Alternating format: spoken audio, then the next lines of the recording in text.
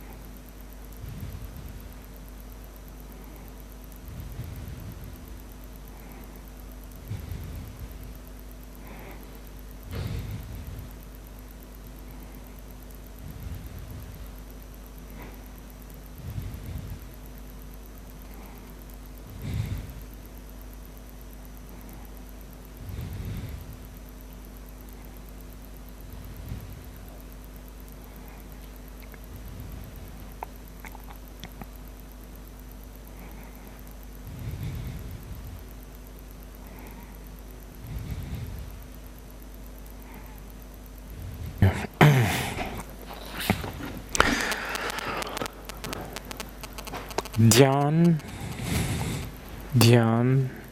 something, nyamja. In Chinese, I think they say it chan. Japanese, zen. Anyway, dhyan is India's one of the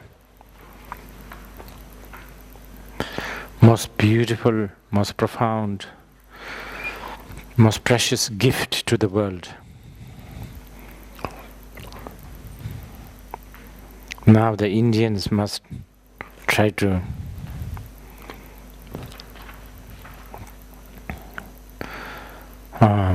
recharge this a little bit. Dhyan is translated in Tibetan nyamja. There's the two words, nyamja and gom. Let me talk a little bit about nyamja. Nyam means equal, equality, unbiased, or non-duality. Non-duality is that's non-duality is the heart, the spine, the eyes, the head, the brain of Buddhism.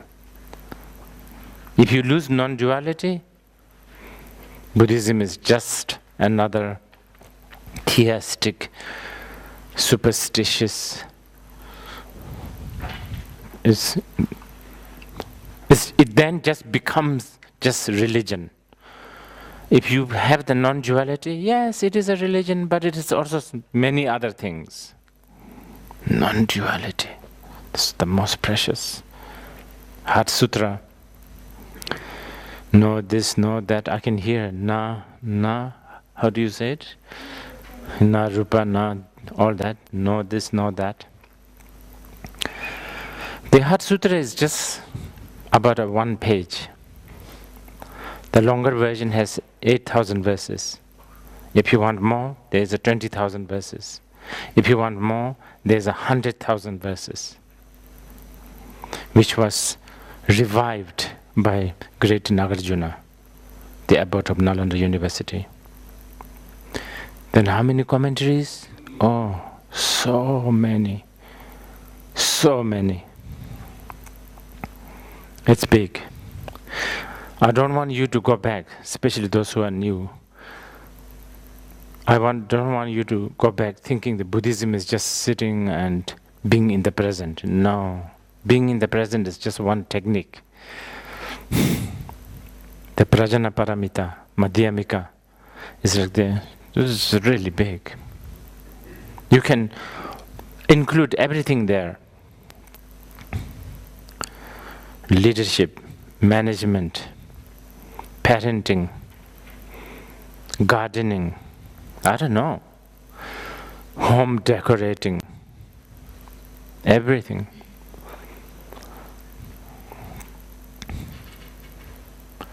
On non-duality. And if you have that non-duality, then I think guaranteed success.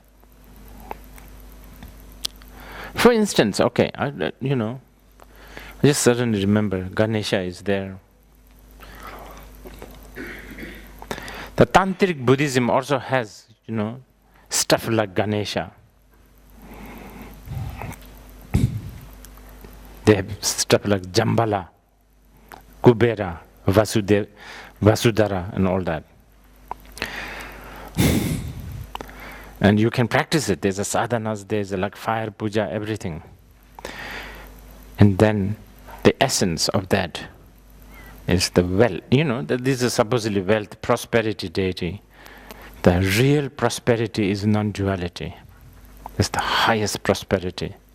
When you realize the non-duality, there's nothing to put in the trash can. You understand? Everything becomes valuable. Everything is valuable. Everything is equally, I don't know, should I say good, bad? There's no good, bad. Perfect, basically. Most important kind of wealth, The second, and then in order to study that, in order to achieve that, then there are techniques such as like practicing contentment and so on, and then the mantras and all those are not rejected, not at all.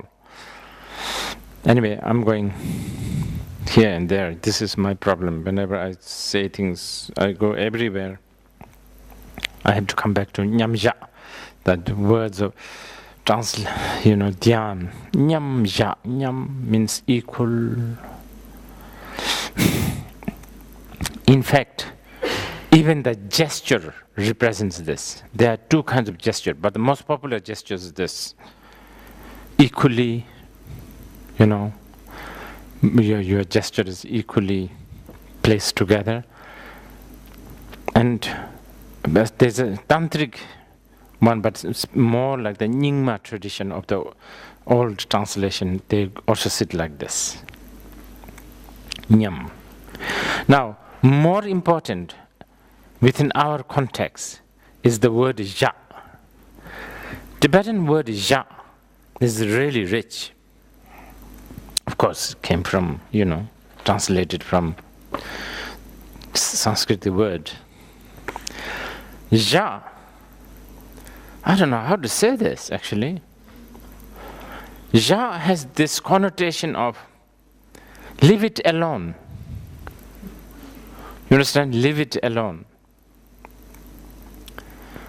Even in the colloquial language, in the Tibetans, it's dipage ja, ja, meaning leave it alone, leave it alone. Like there's almost like it's like this. Not like, all this kind of thing. You understand? This ja, very important, this one. Because they think we just don't have the habit of leaving things alone and let it be. We just so itchy, like we have to poke and rearrange and, I don't know, paint and stuff. Again, going back to Zen Buddhism, this is a big thing in Zen Buddhism, for instance. If you go to their temple, it's really, it's very, very, very minimalist, you can call it. But, the beautiful thing about Buddhism is the minimalism is also ja, leave it alone. But a chaotic Tibetan temple is also considered ja. You can be ja in a minimalist way, and you can be ja, or with the kitschy, colorful, blinking lights, all this way. The attitude, ja. And not only the arrangement of the room, but just the body language. I have to say, I'm lucky having met some of the great masters. They're kind of now in extinction, but I've met many great masters who now I remember, during those days when we were young, we never really paid attention, but we're recalling, you can just, their whole presence is this ja. They're always continuously just leaving things alone. They're never pausing, so to speak. Pausing, they're never, but sometimes they do pausing, but when they do the pausing, you can tell they know, you can tell they're laughing at themselves. Pausing, like this kind of pausing. Like this kind of posing. They do that. But you can tell that they're laughing at themselves. They're just laughing. That's so good. Just so relaxed. See, all these words that our spa people have stolen and plagiarized, words like relax. It's okay. Because of my ear, My ear is like this, so no. Can be tightened with it. Oh. Squeeze it. Okay. Oh, that's true. Okay.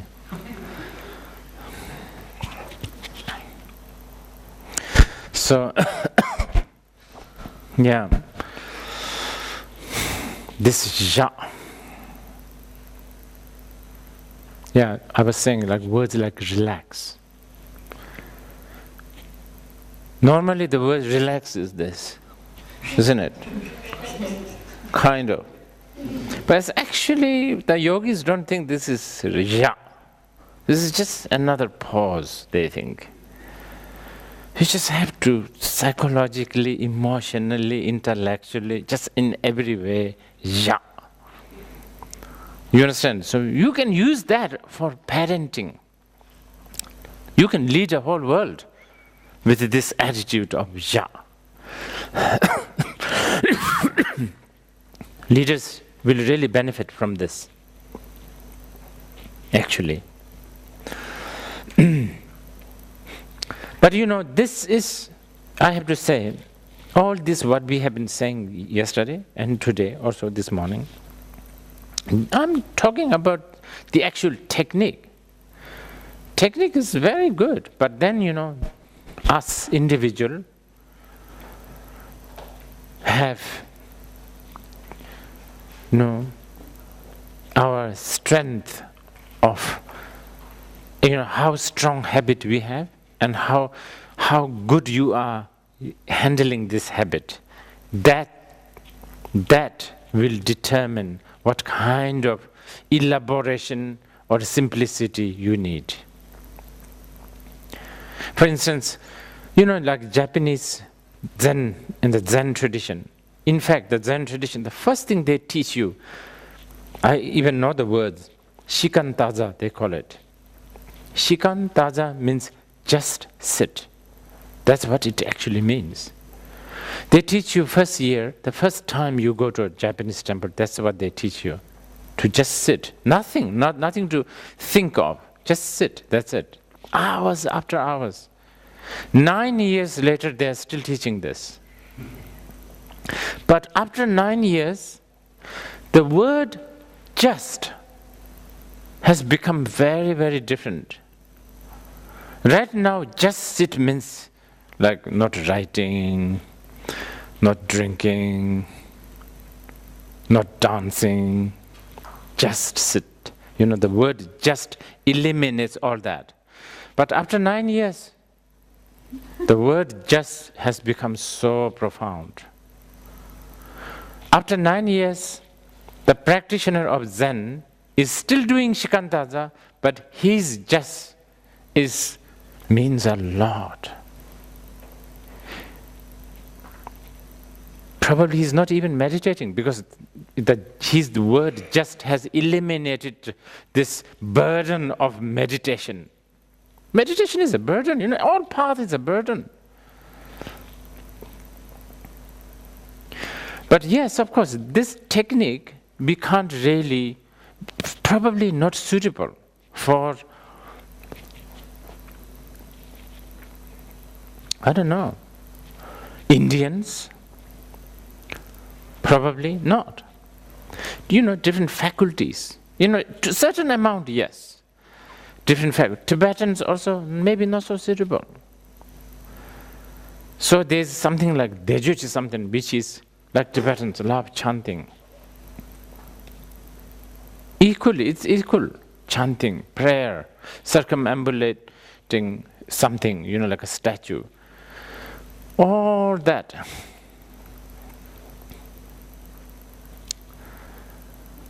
Depending on practitioner's strength. So this is where the word gom comes in, gom. Gom has a connotation of habituating. I've said this already yesterday. Right now you don't have the habit of being in the present. The opposite you have. You have the habit of immediately rushing to the past or the future. That's your habit. How much willingness you have to combat with that. how savvy you are combating this. How clever you are. How much time can you put? How much investment you can do? You can invest time and energy on combating this. I mean, first thing is, are you even willing to do it? Probably yes, but maybe your willingness is like sometimes yes, sometimes no. No.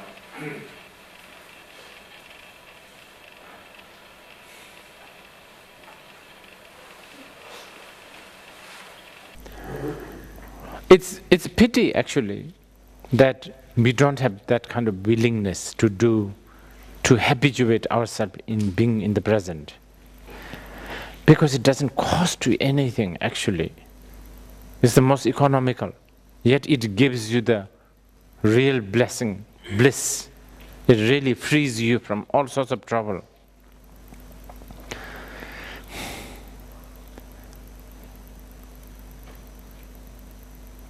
And it's not as if you never habituate with with anything. You do.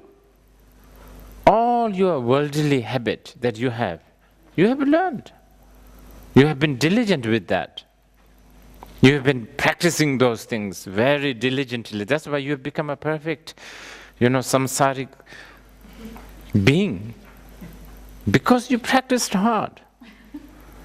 And those things are not giving you a, complete satisfaction. Yes, here and there, you have a bliss of ignorance. And those things cost you emotionally, financially. Many of those things you can't do can't do at all times. But being in the present, it's really economical, easy. Yet, as I said, it really is the key to everything. So there's really no reason why we should not do it. But I know it's difficult to do it because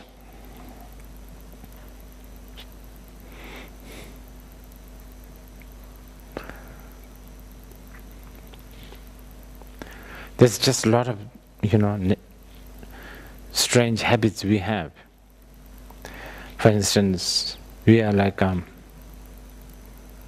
what do you call it? Pack rat? Rat pack? Pack rat. Pack rat? Pack rat who collects everything. Pack rat, right? Everything, you just open your suitcase or in my case, suitcase, but just house so many things. Pack rat. And you long for some sort of a space, but you are the one who does this pack rat, practice. We have that kind of, habit. And you just love troubles. We love it. We just can't stay out of trouble. We just, trouble. We love troubles. And we love hanging around with people who gives us trouble. Also, like bad habit.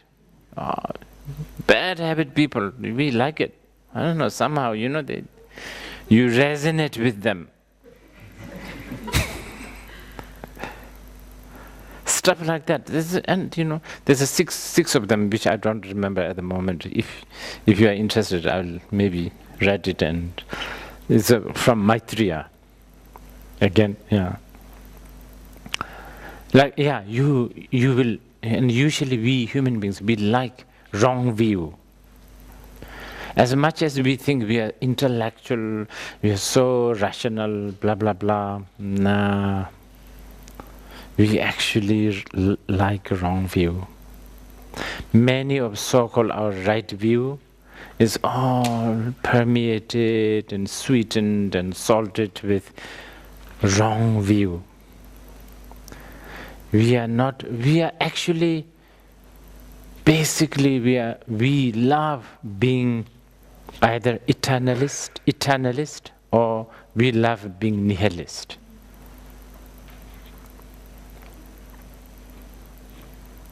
Yeah, we love being fundamentalist, extremist. There is something in us. That's why the shunyata, the emptiness, which is nothing to do with, extreme less is difficult. It's very difficult to chew. It's useless, basically. Actually, from the Buddhist point of view, spiritual path, the definition of the spiritual path from the Buddhist point, Buddhism is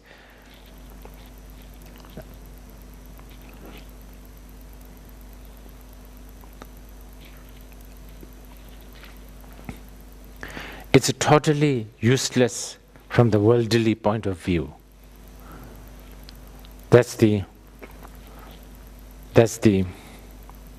It's actually more, from the worldly point of view, if it is useless.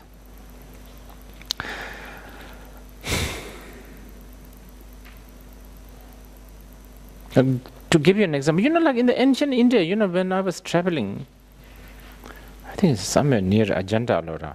Where is that? Andhra Pradesh? No. Maharashtra. You see this suddenly out of nowhere, in the middle of nowhere, there's a gate. Like on a mountain or the rocks. That's it. That's what I call spiritual.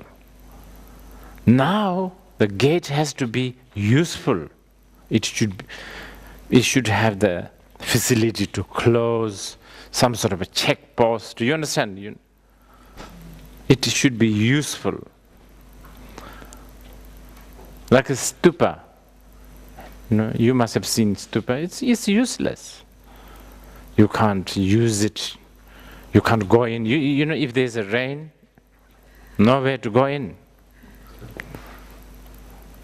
Useless. House is useful. Your dhyan, from the worldly point of view, wow, you are wasting so much time. While, what is it, Dow Jones?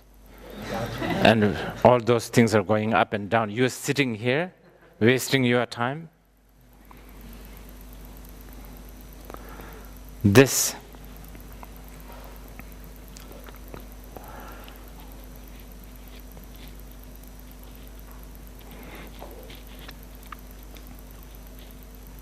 Oh yes, one thing I need to say. Contemplation. Yeah, this is what I was thinking of sharing with you today a little bit.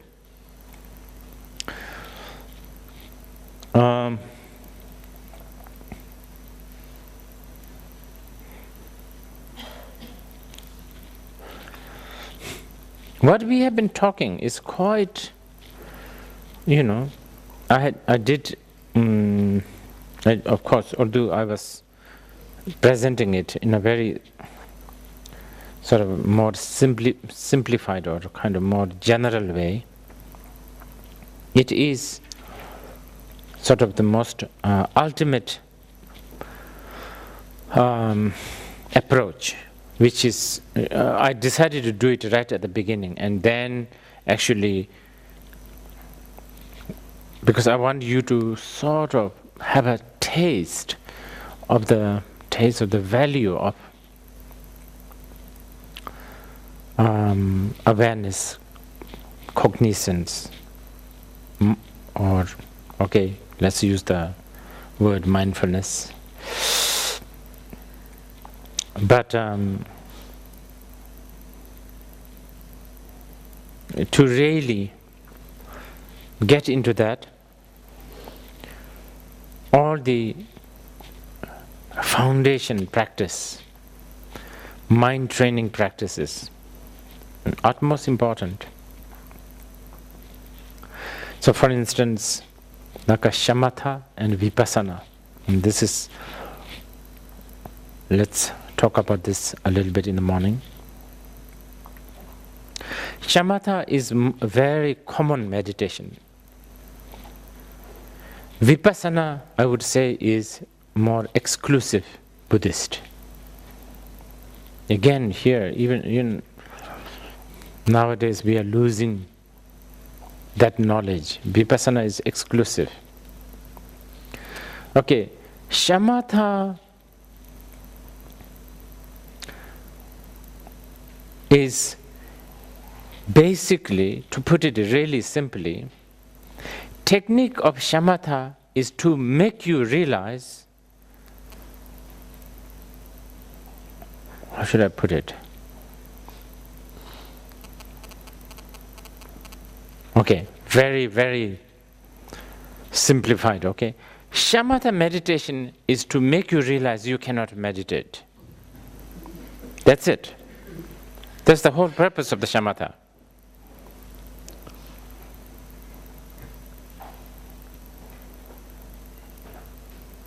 Okay, put it in a more classic way is more, traditional way of teaching is shamatha is to make your mind malleable, workable. For instance, if I ask you, okay, everyone, for 5 minutes, please get angry with me. You can't do it. But let's say you are angry with somebody now, and then say, okay, 5, 4, 3, 2, 1, stop.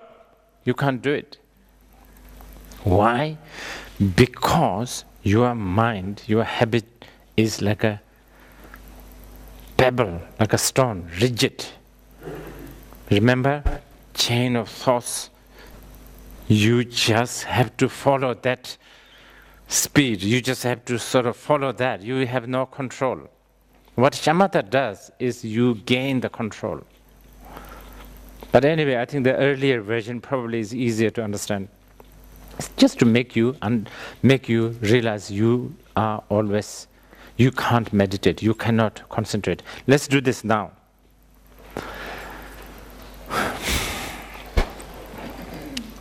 Choose your object. It could be the back of somebody's head, if you're sitting behind somebody. It could be breathing. It could be, maybe the floor is, I think needing to look down is a bit too straining. I don't know, the wall, wherever you are sitting. I think many times they ask you to concentrate on this, which is fine. Just concentrate on that only, nothing else. Back of the head of somebody, breathing.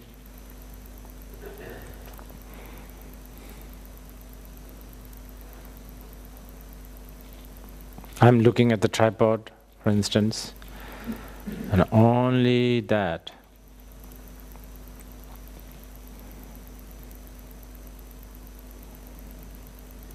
The moment you are distracted, and moment you realize you are distracted, come back to the object.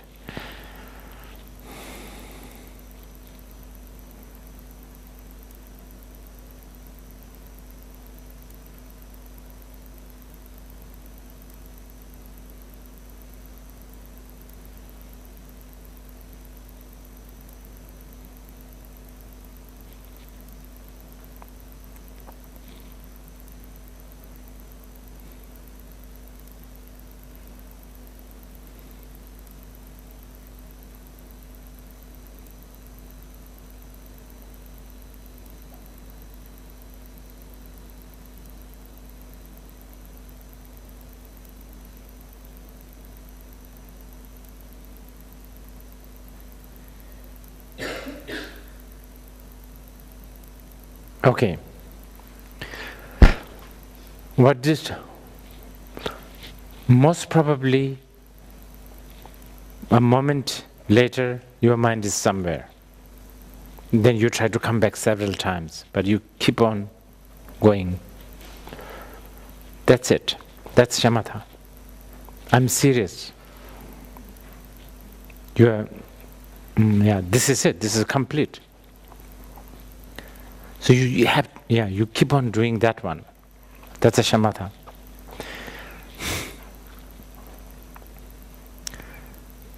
You end up knowing you're always distracted. That's a big benefit. If you know what you should not be doing, that's as close as knowing what you should be doing, you know. Buddhists say, if you know what is ignorance, 90% jobs done, you will have wisdom soon.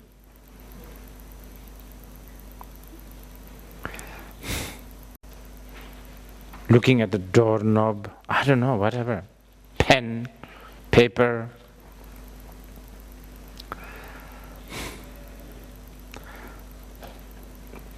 Probably not so good at looking at a light or a television, whatever, any other not moving object. By doing this, all your gross discursive thoughts will settle.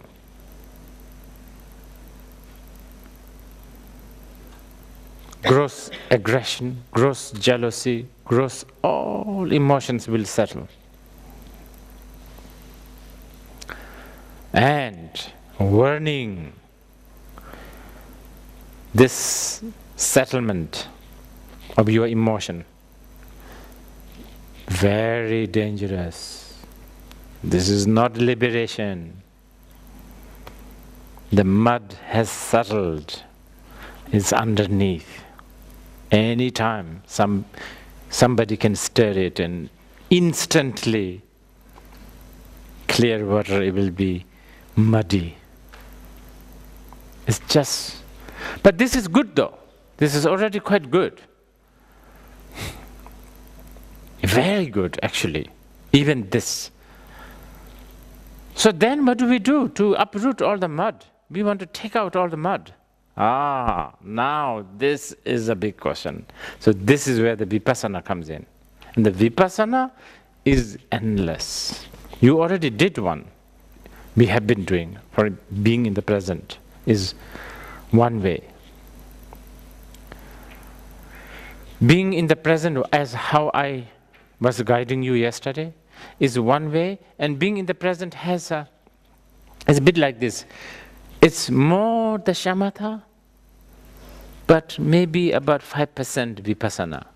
And it's a good one. There are other meditation which is more vipassana, but not so much required shamatha, so to speak. Little dangerous. Because that's like really, grabbing the mud, basically stirring it, stirring. You want to get rid of the mud as soon as possible. Tantra, working with the mud. I would not advise those who are new and beginner. I would not advise too much. Don't rush into that. Very dangerous. Because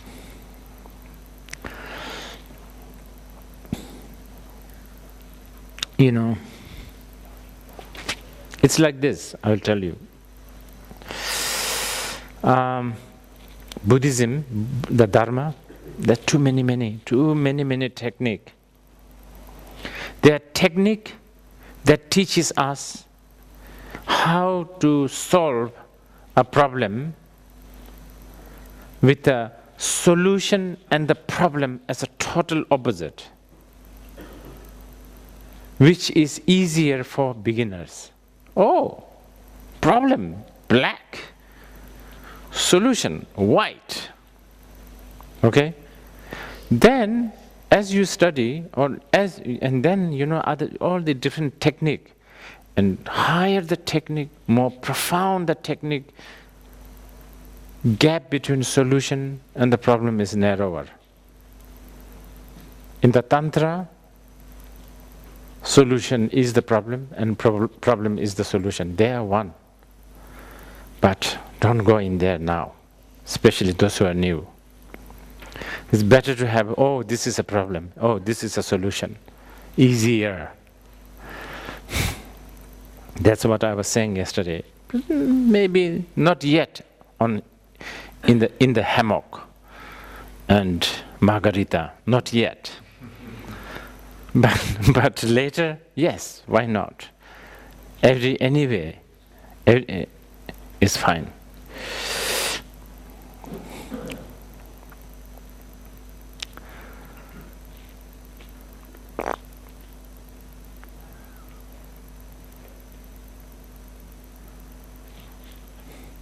We will talk about the vipassana, but maybe just one question, and then we take a break, is it? Yeah. I know it's a very big... You want to use the... I know it's a very big subject, but for those of us that don't know, could you tell us a little bit about non-duality? Okay, well, we will. Yeah, vipassana is about that. Shamatha alone does not really think about non-duality so much. As I said, shamatha just wants to let you know that you cannot concentrate. That's what, yeah. So you are supposed to meditate so that you know you can't meditate. But at the same time, of course, yeah, must meditate. We push you to meditate. Vipassana is altogether different. That has non-duality. Yeah? Suresh. This is nothing to do with... No. Okay. No, he says. I'm talking about people being able to sit for 4 hours, 5 hours in shamatha. So Yeah. they just in a state of, sort of Oh yes. Non-distracted. Yeah. Because you're saying that you can't concentrate, that you can't do that for... Is that 24/7 or just for 24? Oh no. This is what I was saying earlier. Remember, I said this settlement or the settling down, the experience of settling all the gross emotions is really good. It has a benefit. So many benefits. Okay, let me tell you. What are the benefits of just doing shamatha? Okay, forget vipassana. And you are so good at it, your gross thoughts have gone down. First of all, and actually I have seen that also, this is actually related to, again, wellness. And let's say usually you eat 5 plates of rice. You do shamatha, I would say 3 weeks. And if you are shamatha, you will reach to a certain level. I will say 5 spoons will do. You will still feel not hungry. Because hunger is related to, again, mind. It's about emotion. It's about addiction. It's about, it's a bit like shopping, Sometimes we need to present ourselves, always, give ourselves some present. Buy things, gadgets, shoppings, food. Shamatha does that.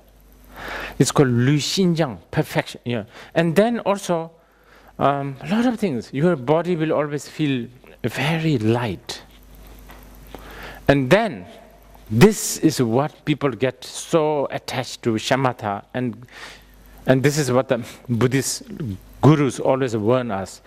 By doing a lot of shamatha, your intuition begin to become so big. Intuition. Just looking at somebody, you can almost tell what she or he or they are thinking. Because, there's not so much filter. And then people kind of like that kind of clairvoyance kind of experience. Very dangerous. It's because it's not liberation. We are not looking for this. Remember I told you, Buddhists don't care about whether you are stressed or not, happy or not, clairvoyant or not, being able to fly or not. we want to see the truth. And this taste of so relaxed, 5 spoons of rice, yet no need to sleep also. Yeah, no need to sleep much, maybe a few minutes of nap. And this is good. Buddhist really warns a lot of warning on that. It's called bliss of samadhi. That's very identical to enlightenment also, at glance. That's what I wanted to ask you, that can you kind of experience the 8 resolutions in those states of shamatha? Yes. In the clear light moment? Yes. You can. Yes, you can. And how many hours should you have to sit for that? Oh, many. 4 hours. Oh, that's nothing. Even a lot of people today, those who go to so-called vipassana, but they mostly do shamatha, they sit 9 hours. Burma, everywhere. I did once in Burma. I was incognito. This was a long time ago. Joined for a few days and then volunteered to chop vegetable for the monastery. It was so hard, my goodness. Anyway, 9 hours. That's sort of the standard Burmese vipassana people. They do like about 9 hours. And everybody says this. You know, those people who say, "Oh, I can never sit more than 10 hours. 10 minutes." I have met them. Oh, after 3 days, you know, it was fantastic, good experience. Blah blah blah, all that. But then a real matured Buddhist master have to shake it up and condemn all that experience. You think this is great? Nothing, so on and so forth. There's a whole volumes on that. It's like for an unexperienced ear, very discouraging. The scoldings that you get because you have a meditation experience. There's volumes after volumes. I carry one every day, everywhere I go, written by Jigme Lingpa. First page to the last page is scoldings, warnings, all that. Okay, this and then we go to break. Yes. But isn't it in some ways a contradiction? Because I've been doing vipassana now for many years. Mm-hmm. And the first time I went for it, there was a feeling looking for. So isn't it a contradiction Yes. in some ways that we do, whether shamatha or vipassana, trying to get away from that, and yet whilst we are practicing it, somewhat That's why the Tibetans would say, okay, I'm now speaking typical Tibetan Buddhist. That's why they will say, you need to hire somebody who will dismantle you. We are talking about guru. Or at least you need to carry this book, who really discourages you with all your achievement. So what do you think you are? Who do you think you are? You think you are an omniscient? You think you are clairvoyant? You think you can... All that categories. There's nothing. It's like... one of the great master called Jigme Lingpa, he said he would sooner... What did he say? So many things. Some of them are so beautiful. It's like... one of them is like... small insect eating wood. And termites, and you know, as they eat the wood, then they sort of sit inside, and then there's a space they have created, and then this termite thinks this is a sky, and then there's this sky, stuff like that. There's so many scoldings. Okay, Veer asked earlier about non-duality. very difficult one.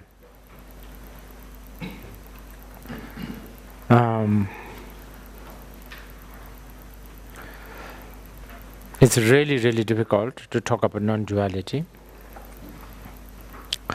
You have heard this example, How do you introduce, how do you talk about sweet to someone who has never tasted sweet? Yet, we need to, we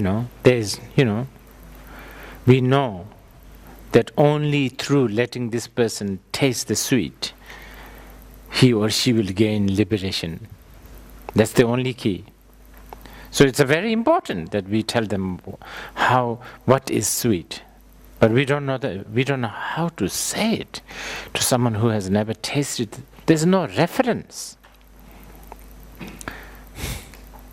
So I would say all the Buddhist teachings are basically trying to talk about shunyata, trying to talk about sweet, let's say. But by giving you salt, chili, masalas, turmeric, ginger, and each time saying, this is not it. This is not the sweet. So a lot of deconstruction. That's why you hear the word na this, na that.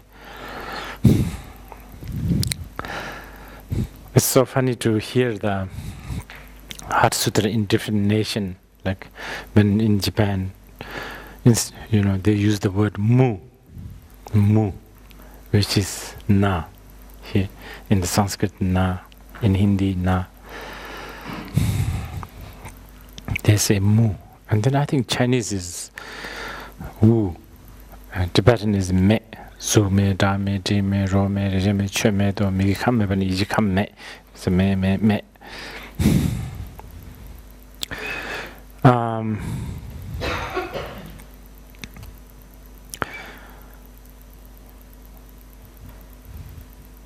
You know Osho Rajneesh? Yeah, Osho.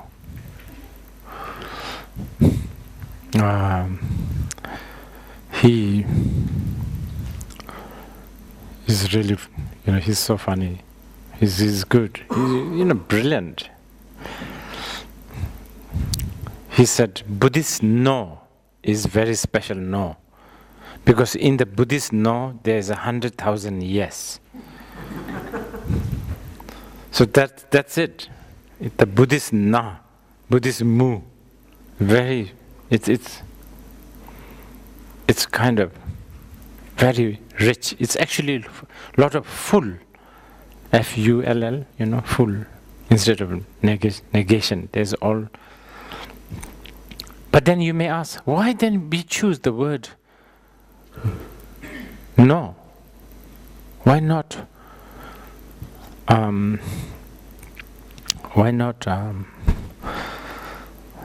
Positive language?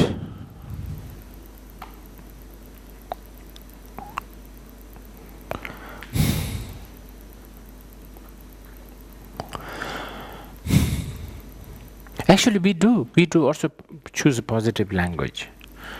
There's a whole school of Buddhism, in fact, bigger, very big, one that flourished in China, Japan, everywhere. They choose more. Should I say word positive? I don't know, maybe positive is not the right word. But they use that. You see, you are hearing Tibetan talking at the moment, coming from the tradition of Nagarjuna. It's the Nagarjuna and the company talks no. Maitreya or the Asanga and the company, they talk luminosity more. Luminosity means exactly the same thing, by the way. It's exactly the same thing.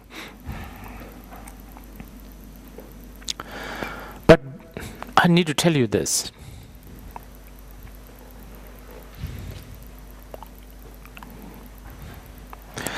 Remember, we were talking about the truth.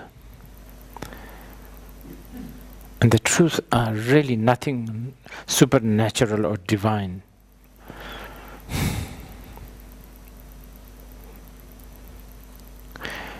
It's just,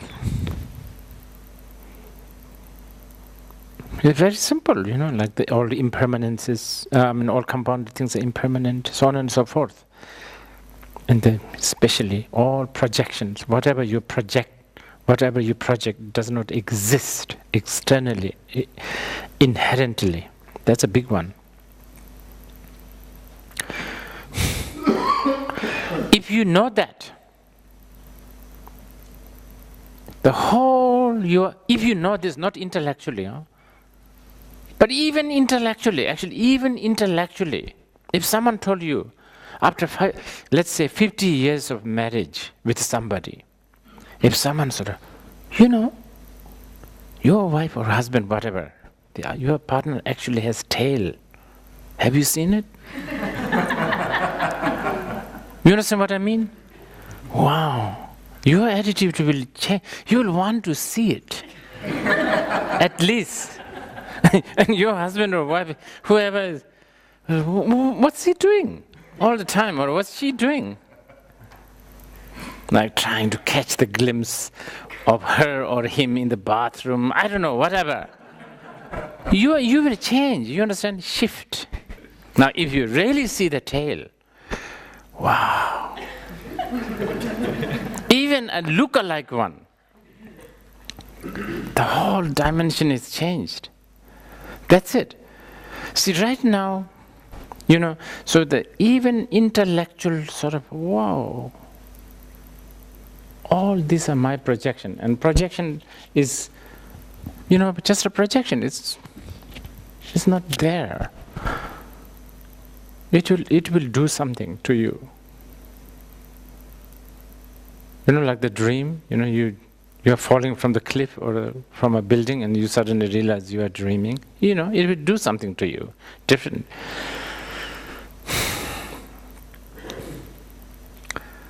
What we are trying to do is trying to understand that truth. Okay. Now, there's many ways.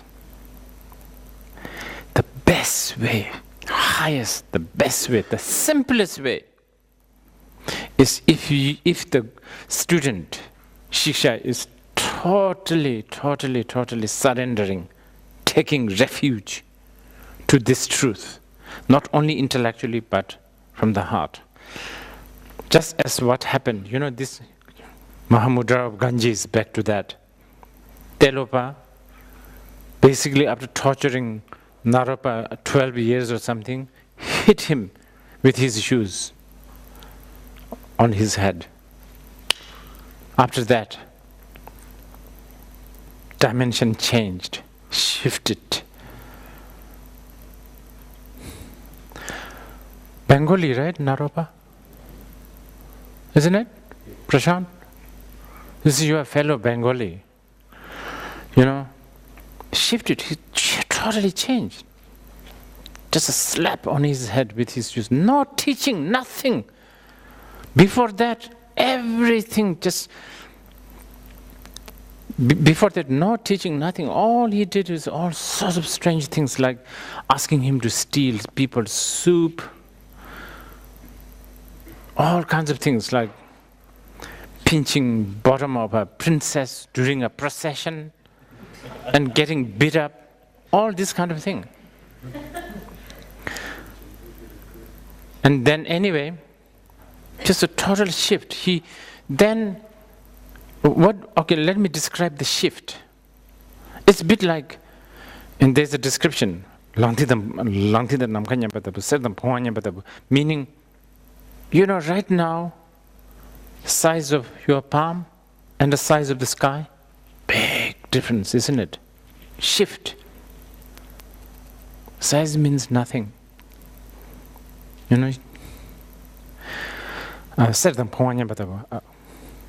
Kilo of a gold and a kilo of a dust. Right now, big difference. Shifted. It's all changed. Everything shifted. wow, this lineage is so important. And this guy, Naropa, taught to Marpa. Marpa taught to so on and so on and so on. And this teaching went all the way to the court of the Chinese emperor. And many Chinese emperors become the disciple. And today, this lineage is held by the lineage called Karmakaju, Karmapa. You are familiar with? Yeah, Karmapa lineage. That's just one lineage I'm talking about.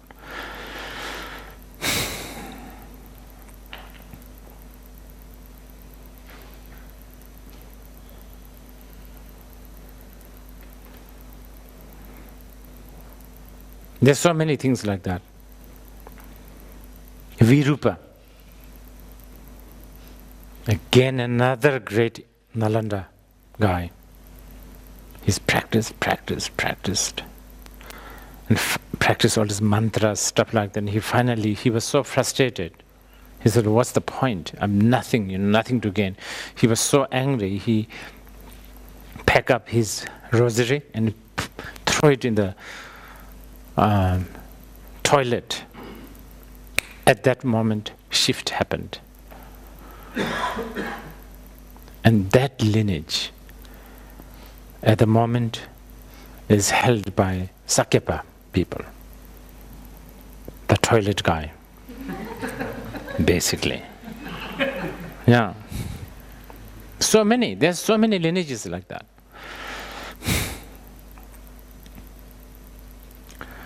And, some of this, maybe, I don't know, I should not be speaking. Great Saraha. That's so special. Saraha. He's a guru of Nagarjuna, dean or the chancellor of the Nalanda University. Big deal. The great Indian kings and the queens and the merchants during those days venerated Nalanda. And he is the dean, he's the boss of the Nalanda University, heading all these monks. And he was not satisfied with academic whatever. Because he said, what's the point? So he went searching for another guru. He's already very accomplished, very learned, but he's not satisfied with this intellectual. He went and he finally found his guru, part prostitute and part arrow maker, a woman. When he first saw her, she was making arrow and she was shooting the arrow towards just empty, no target to aim, And then that sort of struck him and said, wow, what's she doing? And then he asked, don't you need some sort of a target to really see whether your arrow is crooked or not, And then her reply was, this is your problem. You have a target. I have no target. And starting from that came another lineage. All these lineages are still alive, by the way. Most of them, wow, so many Tibetans, translators and practitioners died, bitten by mosquitoes, snakes, clashing with the Indian dacoits, so on, but managed to, import in Tibet, and now it's re-imported to India, I would say. It's there. Doha of Saraha. By the way, Rajneesh have a teaching on that. Doha of Saraha, if you are interested. He did a quite good explanation, I must say. Doha is like what the Bowls of Bengal, I think they sing something like a Doha, isn't it? Yeah. It's expression of their realization. Anyway, what am I saying these things? Oh yeah, the non-duality, right? Non-duality. Yes, the non-duality, lineage of non-duality. So what is non-duality? Non-duality is difficult because language is not good enough. This is it. So actually there's many ways to experience it. But I'm sorry to say, I'm not Telopa. And I'm kind of assuming you are not Naropa. So you are safe. I'm not going to use my shoes. It's not going to work. You understand? Because you are not totally surrendering. And even if you do total surrender, I cannot really, take the responsibility. You understand? Total surrender of people, oh my goodness, this is... Immediately I will bring my lawyer and say, okay, sign this disclaimer. Very dangerous these days. Only thing we can do is reasoning, deduction, deconstruction. So that's why you study things like Madhyamika, Prajanaparamita. Hearing, argument, this, that, contradiction, all that. This is why there's all this Buddhist study of volumes after volumes. If you meet someone like Telopa, and if you have the Naropa attitude, no need, all this is a waste of time. All you need is just wake up, shift. And don't tell me shift is not possible. It is. Drink margarita. You will have a shit, won't you? You do. But of course, this kind of shift is temporal, dependent on substance. You get addicted to that substance, and it's soon going to go away. And this kind of shift only make you dull, or maybe a little bit superficial confidence. That's it. I'm just telling you that it's not as if shift is not possible. Shift is very possible. Margarita can do it. Mushrooms can do it. Peyote can do it. All you need is a shift. Okay, back to non-duality. You, of all the people, you should be, the Indians especially, you should be home with non-duality. I always say this, and I really mean it. You guys are people who can accept that Ganesha rides on mouse.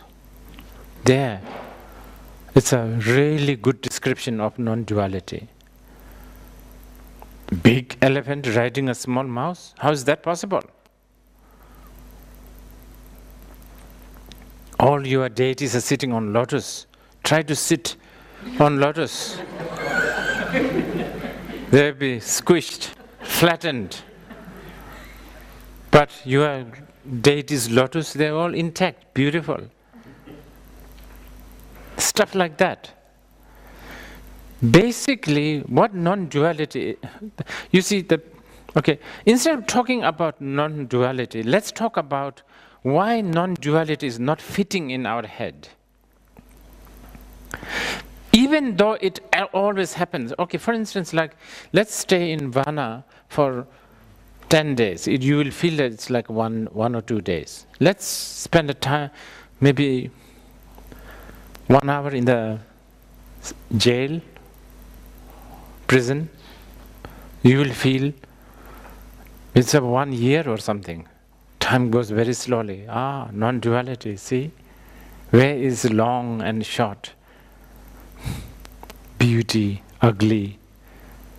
None of your projections exists inherently. Big, small, good, bad, evil, wholesome, divine. Everything is relative. Nothing truly exists as how you experience or how you project.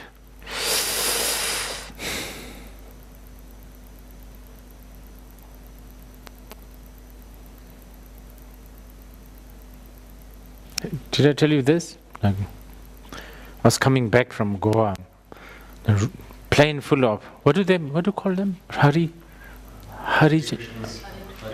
No, not eunuchs, they are Are they eunuchs? Hijra. Hijra? Yeah. Plane full of hijras. Yeah.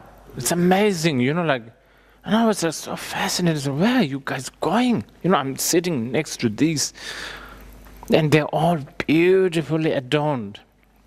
Anyway, one of them said, well, we were just invited by some big, wedding to bless the bride or a groom or something. And all along I've been thinking, I was brought up thinking that the Indians sort of look down at them like as a sort of inauspicious, non-duality here. You of all the people should be kind of at home with this non-duality. Something bad is suddenly good and something good is suddenly bad. Because Holi they go around from house to house. Oh yeah, today? Do we have hijras visiting us? Today? Okay. But I think, India, no other countries is managing to really chew and digest and swallow it. Yes, when we teach emptiness, when we teach shunyata, when we teach like a prajnaparamita, madhyamika in Oxford, Cambridge, San Francisco, Westerners, because they're very intellectually, they like it. They can sense the logic, they can really appreciate. But to really go inside their bones and blood, in their DNA, little difficult. It's a very... But it is how it is, everything is like that, actually. We were talking about the Vimalakirti Sutra. Oh, this is a beautiful sutra. There's a section where, okay, for instance, even within Buddhism, there's a Buddhist yana or the vehicle called Sharvaka yana, where practice is more like a, like a Vinaya, monk, nun, monks, don't touch women, like all that, like hierarchy stuff. But in the Vimalakirti Sutra, there's a section where this great monk, Shariputra, like the right-hand man of Buddha, visiting the house. And suddenly, in the house, she's almost like a maid of the Vimalakirti. She herself is very powerful, and she miraculously turned Shariputra into a woman, this monk. And he was so freaking out, I'm a woman, but what to do? And then there's a conversation between this girl and Shariputra, now in the form of a woman. Like this woman saying, what do you mean by gender? I don't see any woman. Who are you talking about? What is gender? Whole chapter on that. Only now people are talking about women's equality. Actually, people should read Vimalakirti Sutra, because I think the modern equality of men and gender is still very dualistic. It's still a man and a woman. This, in the Vimalakirti Sutra, they talk real equality of gender. What is woman? What is man? This is an illusion. It's so beautiful. It's in the Vimalakirti Sutra. Anyway, it is a very sort of unacademic, not non-academical way of understanding non-duality. Many, many beautiful examples, like a reflection of your face in the mirror. Every morning you must go to toilet and you must see your face in the mirror. Every day you see this. Every time you go to the mirror, you see your face, right? But, without failing, never once you saw a banana or something. Every time when you look at it, you see your face. But even though it has always been unfailing, that does not prove that the person in the mirror is real. It's still a reflection. time does not make it real. Consistency does not make it real. Function, oh yeah, mirror, reflection of the mirror gives a lot of good function. You know, you can fix things, you can put stuff on your face correctly. I don't know, you can straighten your ties correctly. But none of this proves that the thing in there is real. It's an illusion. But illusion does not mean that it does not exist. So the word na, mu, me does not mean negation. It appears, but at the same time, it is empty by its nature, like a reflection of the moon in the water. It's beautiful, bright, but doesn't mean that it's there real. That's how the Buddhists see you and me. It's here. It's not that we are not here, but we are also not inherently here as how we project ourselves. That's about all I can do for now. But if you want to study this more, there are hundreds of books you can read. Madhyamika Mula Karika, Madhyamika Karika. Oh, 60 verses of Madhyamika, 70 verses of Madhyamika. Too many. So many books. Arguments.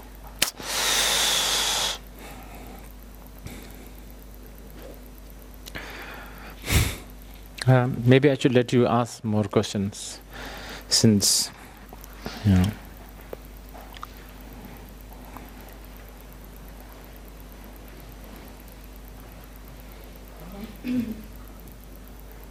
Sir, I want to ask you, I asked you personally also yesterday, there are moments where I just go blank. Oh. Or like even while I'm meditating, I'm just thoughtless. So is that right, or as in, I don't know, am I No. on the right track? Yeah. You just have to be aware of that. It's just an experience. Yeah. You just have to be, yes. You just have to be aware of that. And if you do that, good. Blankness is nothing more disturbing or special than, discursive thoughts. It's just another waves. You cannot go to the beach and say, oh, this wave is good. This wave is not good. Because they're all one. And they will come back again in different form.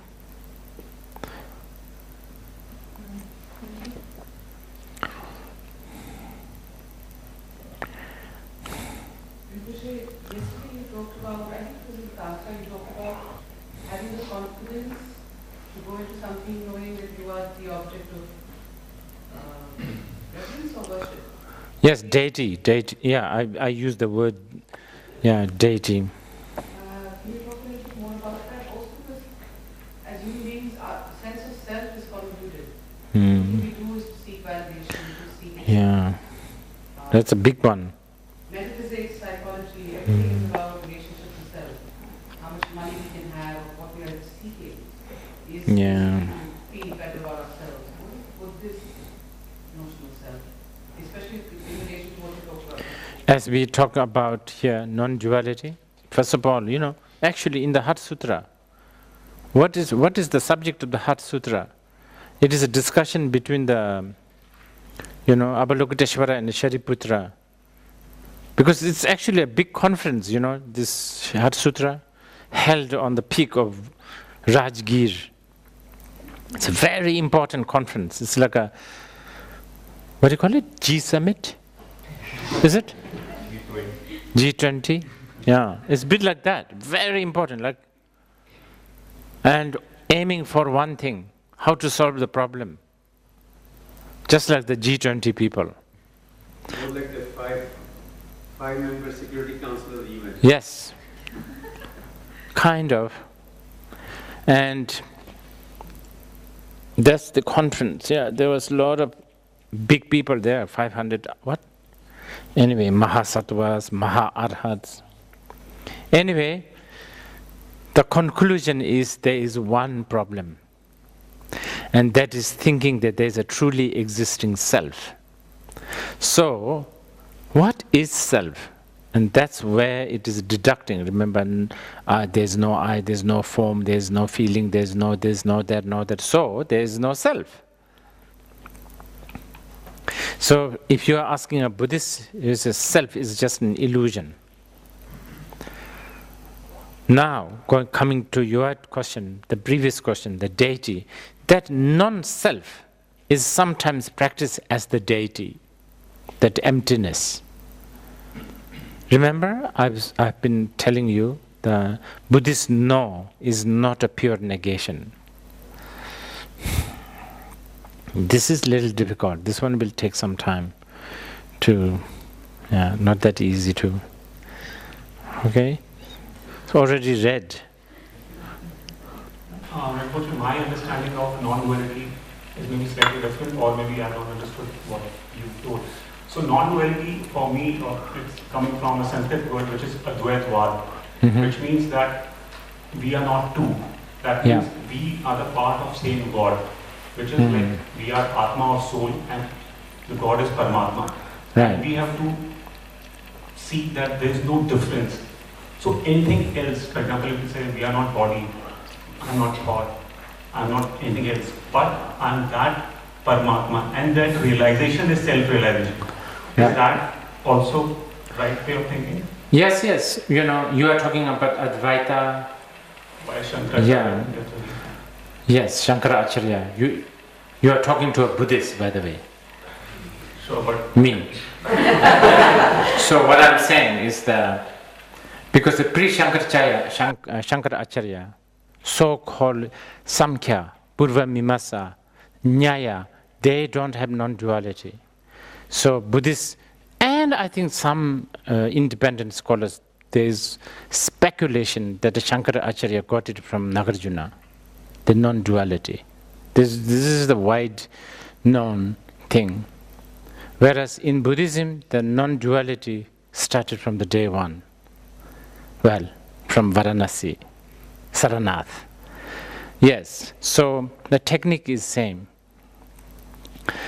One thing though, after hearing I would say, and this is something that we have been discussing with our friend there, one thing that is different from so-called Hinduism. I mean, Hinduism, as we know, it's not really because when we study Buddhism, Buddhist philosophy, we study also a lot of our so-called opponents, but a very very appreciated opponent. Not like Shia and, not like that. Very good, because they really, no fight for territory. Never. There's no communal sort of problems. It's all about philosophy. It's wonderful. The discussions between Nyaya and the Buddhists is tough. It's just amazing. It's all about non-duality. What I would say is, in Buddhism,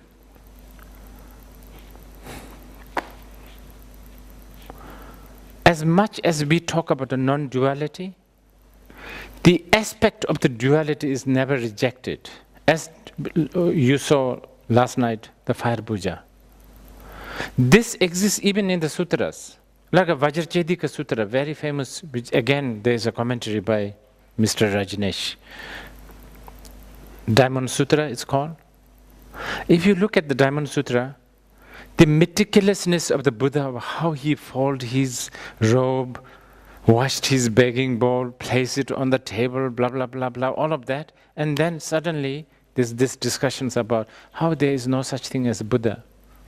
What is Buddha? What is form? If you see Buddha as a form, you have a mistaken idea, and so on and so forth. So the relative is never rejected. So this is where Buddhists talk about compassion. In fact, the non-duality and the compassion in Buddhism is synonymous. This is, we are now opening a very big subject. I don't know whether we should go in there. There's a whole text written about that. Because the compassion, actually the English word compassion is not doing the justice to karuna and all that word. Because I think the word compassion derives from the Abrahamic concept of having a God and all that kind of thing, isn't it? Forgiveness, sin, forgiveness. I think the Abrahamic religious believe that, you have sinned, sort of original sin, and then if you trust the God, then you'll be sort of, what do you call it? Absolution. What do you call it? Yeah, all of that. But especially in the Mahayana Buddhism, instead of believing in original sin, you are originally, basically, fundamentally, you are perfect. You are Buddha. Remember I was talking about the cup? Why do you even have the confidence of washing this cup? Let's say it's really looking dirty. So dirty. You won't throw away the cup. You know you can clean it. The dirt is removable. The cup is you. And that's, okay, let's say it's clean. But actually it's neither clean nor not clean. It's just cup. Clean and not clean only came because there's this stain of coffee, which is nothing to do with the cup. Because when you buy this cup, it didn't come with a stain. Or when the potters made this cup, they didn't make it with some stain of coffee. There's not one. This understanding is really important with a non-dual, in connection with the non-duality, because we are talking about real compassion. Compassion, okay, let's put it in a very Californian language, okay? Having compassion to others, important, but having compassion to yourself, very important. And how do you do that? Having the confidence of Buddha nature. And this is also important for instance, like a bodhisattva. Like let's say you are a bodhisattva and your job is to enlighten all these beings. So as a bodhisattva, you look at them, angry, greedy, stingy, all that.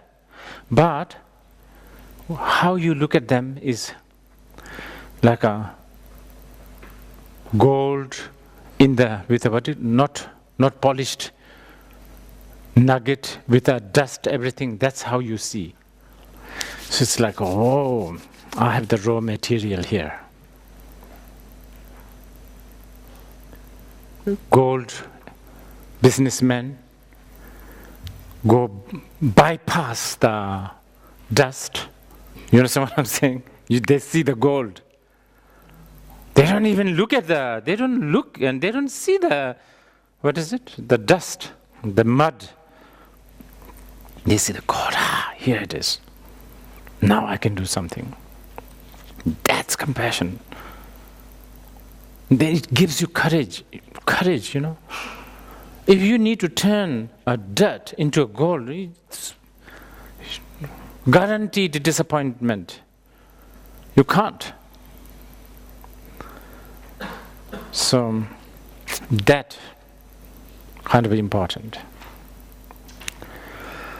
Okay, Badri, what is it? We have like this question and then we should go and change. I mean, you don't need to, right? You guys go like that, right? Rinpoche, I request you to throw some light on the difference between conventional truth and ultimate truth.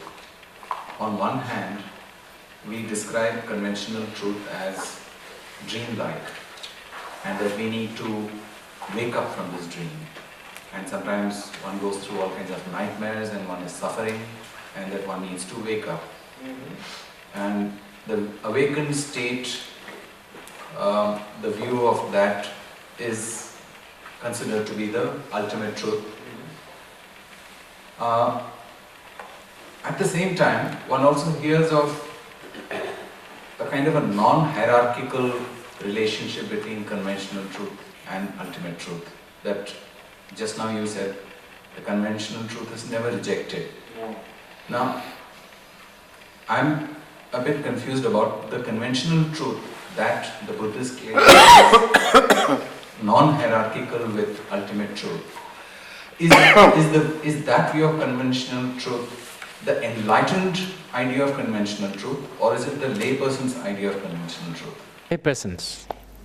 Because, first of all, the conventional truth and the ultimate truth are both within the conventional truth. You know?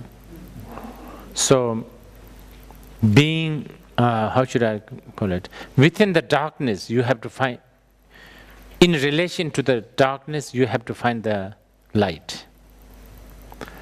How should I put it? This is a very big subject. Should we discuss this maybe later? Can you remind me? It's important though. I think some of those who are new should hear this. Because this is quite important, especially if you are thinking of studying Buddhist philosophy. You need to hear this, because lot of the Buddha's teachings, hear this is very important. Lot of the Buddha's teachings, actually most of them, 99% I would say, he taught, but he didn't really mean it. Really, it's serious, I'm serious. It's like, I've been using this word, Cinderella story. You want to put the baby to sleep? What do? You tell stories. What's your aim? To put somebody to sleep. Skillful means. Lot of Cinderella. Heart Sutra, Diamond Sutra, Vimalakirti Sutra, they are what he means. Okay, so if you ask me, okay, what are these Cinderella teachings of the Buddhism? Where he said, good, bad, don't do bad things, do good things. Samsara, nirvana, you don't want to go into there, you want to go in here. Oh, this is Cinderella teachings.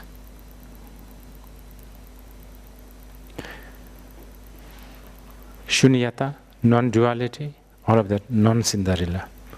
This is important. Actually, again, this is another Indian nuances, I think. Very Indian nuance. I think Jainis, I read some Jain teachings. They also teach like that. It's very important. Like, for instance, if you're talking to, if you are talking to Stephen, Hawking? Even as he talk about a Big Bang, he will never differentiate like, oh, ultimately I'm saying this, not relatively. They don't say like that, right? It's all ultimate, basically, isn't it? Everything, I mean, there's only few relative teachings like Cinderella stories. Most of it is ultimate. But in Buddhism is, and I think basically the Indian wisdom, this is an Indian way of talking, actually. They have two kinds of way of talking. One, they mean it. The other, they don't mean it. I'm serious. This is the whole thing is like that. And we know that. For instance, like a Pure Land School, have you heard? Pure Land School of Buddhism? Yeah, Pure Land School. Most of them are, didn't really mean it. When Buddha said, oh, once I was a monkey in my previous life, blah, blah, blah, all luring to the ultimate truth.